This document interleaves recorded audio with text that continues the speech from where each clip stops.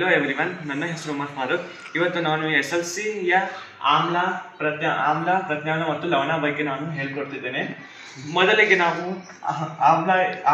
ಆಮ್ಲ ಎಂದರೇನು ಅಂತ ಕಲಿಯೋಣ. pH ಮೊತ್ತ 5.5 ಇರುವ ದ್ರಾವಣದ ಸ್ವಭಾವವನ್ನು ಆಮ್ಲ ಎನ್ನುವರು. ಹೇಳಿ ನೀವು ಒಂದ್ಸತಿ.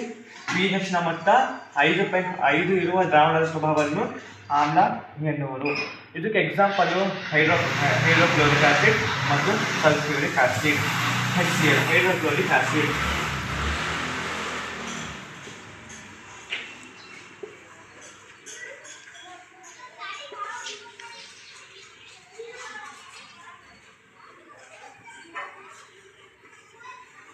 ಇದು ಒಂದು ಸಾರರಿಕ್ತ ಆಗಿರುವಂತಹ ಹೈಡ್ರೋಕ್ಲೋರಿಕ್, ತುಂಬ ಸ್ಟ್ರಾಂಗ್ ಇರುತ್ತೆ.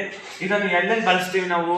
ಮನೆ ವಾಷಿಂಗ್ ಮಾಡುವುದಕ್ಕೆ ಮತ್ತು ತೊಳೆಯೋದಕ್ಕೆ, ಎಲ್ಲಾಂದರೆ ಟೈಲ್ಸ್ ನಿಮ್ಮ ಮನೇಲಿ ಉಪಯೋಗಿಸ್ತಾರೆ ನೋಡಿ. ಟೈಲ್ಸ್ ಏನಾದರೂ